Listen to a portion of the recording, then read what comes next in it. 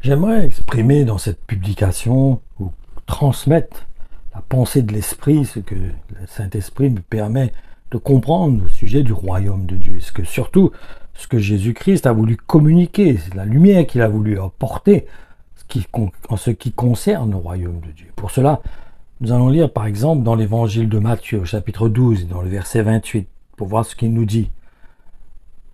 Mais si au contraire, c'est par l'Esprit de Dieu que je chasse les démons, c'est donc que Dieu a commencé à étendre son règne jusqu'à vous. Il a voulu montrer que si c'est l'Esprit Saint qui avait reçu Jésus, qui accomplissait ses œuvres, cela voulait démontrer que donc, si lui, en tant qu'homme venu en tant que dans une chair semblable à nous, il pouvait accomplir cette œuvre par la puissance du Saint-Esprit, cela nous était rendu possible à tout homme qui avait cette démarche de placer sa confiance dans le Messie, le Christ.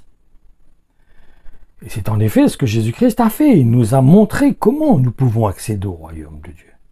Comme les paroles qu'il a communiquées à ses disciples et qui sont dans le livre des Actes des Apôtres au chapitre 20 et dans le verset 25 où il dit « J'ai passé parmi vous tous en prêchant le royaume de Dieu ». C'est ce qu'il a fait. Il a communiqué, il a transmis les enseignements nécessaires pour nous permettre de connaître comment atteindre le royaume de Dieu. Et au travers de ce qu'il a annoncé, et qui est retranscrit par exemple dans le verset que nous avons lu, Jésus-Christ a voulu montrer que les clés pour accéder au royaume de Dieu étaient venues jusqu'à eux. En réalité, ce que Jésus-Christ a voulu nous transmettre, c'est que le royaume de Dieu est accessible et qu'il est donc à la portée de tous. Et j'aimerais maintenant que nous puissions considérer ce qui est écrit dans l'évangile de Luc au chapitre 17 dans le verset 21. Il nous dit « Les gens ne pourront pas dire « Venez, il est ici » ou « Il est là ». Car notez-le bien, le règne de Dieu a déjà commencé. Il est en vous. Ce que nous avons besoin de comprendre, donc au travers de cette parole, c'est que le royaume de Dieu est en réalité une œuvre qui se passe en nous. Elle consiste à s'identifier à Jésus-Christ, qui est en réalité quelque part une préparation au royaume de Dieu, qui est céleste par contre celui-ci. Et ne perdons jamais de vue que l'évangile qui a été transmis par Jésus-Christ et les apôtres était communiqué de cette façon, comme dans l'évangile de Matthieu, chapitre 4 et dans le verset 17, où il dit « À partir de ce moment, Jésus se met à annoncer « Changez votre vie ». Ou on pourrait dire plutôt « Disposez votre cœur, ouvrez votre cœur, comprenez l'œuvre que je suis venu accomplir, saisissez ce que Dieu attend de votre part. Comprenez mon plan, comprenez l'œuvre que j'ai accomplie, que je suis venu accomplir au milieu de vous. » Mais malheureusement, sont très peu nombreux ceux qui l'expriment de cette façon. Ils présentent un Jésus comme sur un plateau, où il n'y a que des bonnes choses. Ils ne parlent pas de mourir à eux-mêmes, ils ne parlent pas de porter sa croix, ils ne parlent pas du chemin resserré, ils ne parlent pas de donner sa vie. Bien souvent, les chrétiens aujourd'hui mènent un évangile à l'eau de rose, où il n'y a qu'il est question que de bénédiction, comme si le chemin est large. Mais ce n'est pas ce chemin que Jésus-Christ parle. Jésus-Christ parle d'un chemin resserré, qu'il est dur de prendre ce chemin, qu'il est compliqué, parce qu'il nous demande de perdre de nous-mêmes, de mourir à nous-mêmes.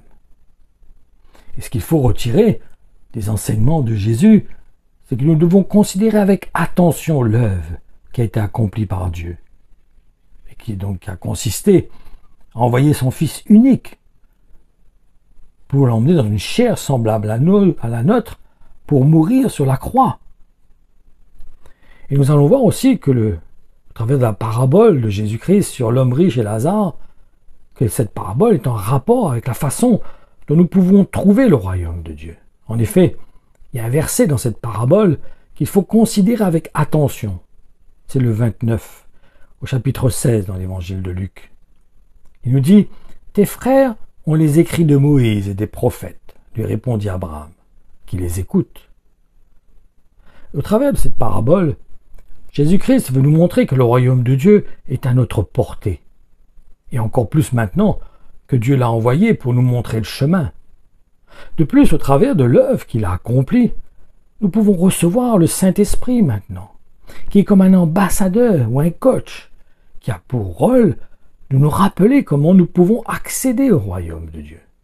C'est en effet ce qui est expliqué dans l'évangile de Jean au chapitre 14 et dans le verset 26.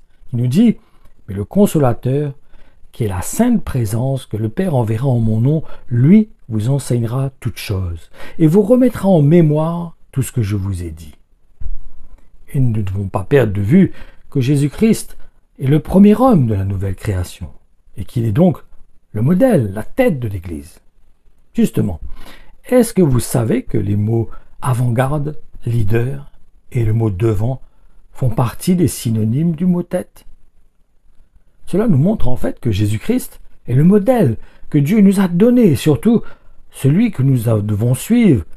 Il a tracé un chemin et nous devons suivre ce chemin, emprunter nous aussi ce chemin. Il faut retenir concernant la parole de Dieu, c'est que même si c'est à tâtons que nous pouvons le trouver, il est malgré tout accessible à tous. Et Jésus-Christ nous a laissé plusieurs pistes pour le trouver. Pour cela, il nous est demandé de marcher par la foi. Celle, bien sûr, qui consiste à placer notre confiance dans celui que le Père a envoyé, qui est Jésus-Christ. Voyons par exemple la piste qui est exprimée dans l'évangile de Matthieu au chapitre 7, qui dit ceci. « Demandez, continuez à demander, vous recevrez. Cherchez, persévérez dans votre recherche, et vous trouverez. Frappez, insistez, et la porte vous sera ouverte. Car toujours, celui qui demande finit par recevoir, celui qui cherche finit par trouver, et à celui qui frappe avec insistance, la porte est ouverte. Plusieurs d'entre vous sont pères. Lequel serait capable de donner un caillou à son fils quand il lui demande du pain? Ou bien s'il lui demande un poisson, lui donnera-t-il un serpent? Si donc, tout mauvais que vous êtes, vous savez néanmoins donner à vos enfants ce qui est bon pour eux, à plus forte raison votre Père céleste donnera-t-il de bonnes choses à ceux qui le lui demandent. Entrez par la porte étroite. En effet, large est la porte, spacieuse et facile est la route, qui mène là où l'homme sera immédiatement perdu. Nombreux, hélas, sont ceux qui s'y engagent. Mais qu'elle est étroite, la porte qui donne accès à la vie, qui est difficile le sentier qui y mène, et qui sont peu nombreux ceux qui les trouvent. Attention, méfiez-vous de ceux qui prétendent faussement parler au nom de Dieu. Lorsqu'ils vous abordent, ils se font doux comme des agneaux, mais en réalité, ce sont des loups, féroces en quête de proie. Quand nous regardons le contexte de cette exhortation, nous pouvons constater que ça ne concerne pas les besoins terrestres, mais ceux du royaume de Dieu, même s'il est évident que Dieu pourvoit aux besoins de ses enfants. Mais en ce qui confirme la parole qui se trouve dans l'évangile de Matthieu, au chapitre 6 et dans le verset 8, « Ne faites pas comme eux après tout, Dieu est votre Père, il sait ce qu'il vous faut, bien avant que vous lui demandiez. » Cela ne nous empêche pas, bien sûr, de faire connaître nos besoins à notre Père. Mais nous connaissons nos priorités. Nous cherchons d'abord le royaume de Dieu. Après, le reste vient automatiquement parce que nous sommes ses enfants. Parce que les enseignements de Jésus-Christ nous montrent que si nous souhaitons accéder au royaume de Dieu et voir ainsi notre Seigneur face à face, nous aurons besoin de nous préparer pour cela. Comme l'exemple de l'épouse qui se prépare pour son époux. Nous avons tous vu comment les épouses font, comment les fiancés, les futures épouses se préparent pour leur époux. Ils s'habillent, ils engagent même leur famille dans leur mariage, leur préparation de mariage. Parce qu'ils veulent que ce soit le plus beau, le plus magnifique. Ils veulent que leur mariage soit le plus grand, le plus beau, le plus joli, qu'elle soit la plus belle.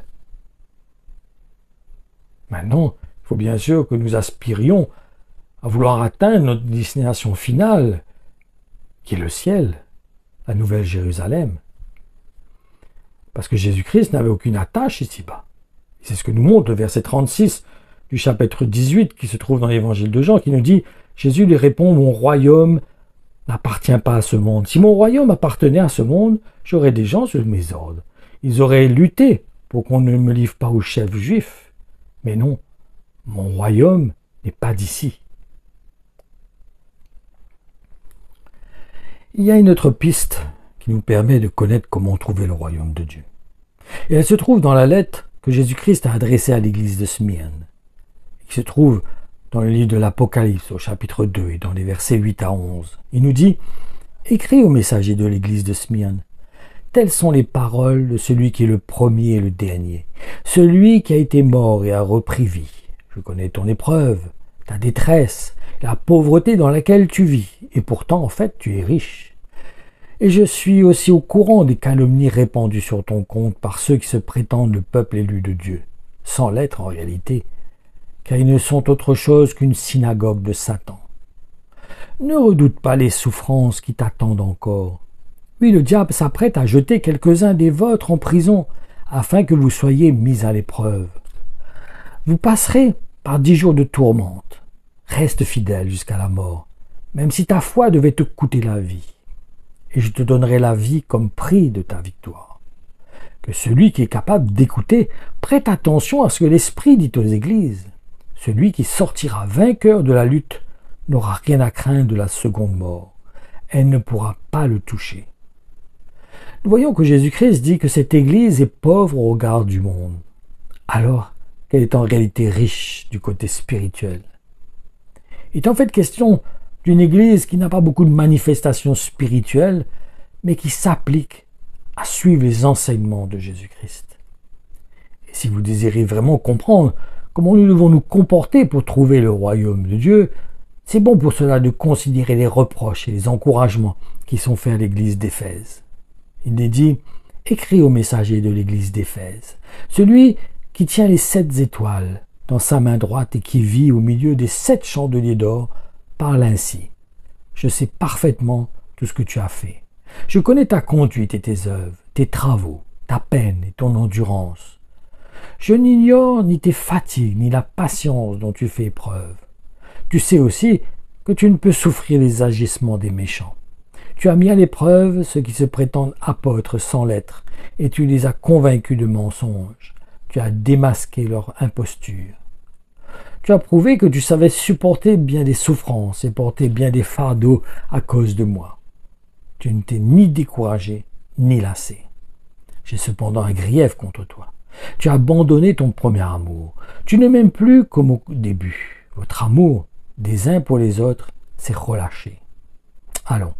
Rappelle-toi de quelle hauteur tu es tombé. Rentre en toi-même, change d'attitude et vis de nouveau comme au commencement. Reprends ta conduite première, retourne à tes œuvres originelles. Si tu ne changes pas, j'agirai, je viendrai et j'ôterai ton chandelier de sa place actuelle. À moins que tu ne rentres en toi-même et que tu ne changes. Une chose cependant parle en ta faveur. Tu flétris les agissements des Nicolaïtes et tu les détestes comme moi. Que celui qui est capable d'écouter prête attention à ce que l'Esprit dit aux églises. Au vainqueur, je donnerai à manger du fruit de l'arbre de vie placé dans le paradis de Dieu. Ce qui ressort de ces lettres sont du reste adressées à différents types d'églises, c'est ce que nous voyons. Alors, bien sûr qu'elle aurait pu être adressée aux chrétiens proprement dit, de ces églises, non ? Donc, il s'adresse à l'ensemble des chrétiens qui font partie de ces églises. Et cela parce qu'elles représentent son corps, qui doit être uni de la même façon qu'il était lui-même uni à son Père. Car nous ne devons pas oublier qu'il a établi son Église, à qui il a remis l'onction pour paître son troupeau à des hommes qui ont la responsabilité de donner donc à ces brebis la nourriture qu'ils ont besoin. C'est dans ce sens que nous avons besoin de considérer avec attention l'avertissement qui a été transmis par Osée, qui se trouve dans le chapitre 4 et dans le verset 6, où il nous dit « Mon peuple meurt parce qu'il ne connaît pas vous. Vous n'avez pas voulu me connaître. C'est pourquoi je ne veux plus de vous. Vous ne serez plus mes prêtres. Vous avez oublié l'enseignement de votre Dieu. Alors, à votre tour, j'oublierai vos enfants. » Ma conclusion, si nous voulons vraiment entrer dans le royaume de Dieu, nous aurons donc besoin de le chercher.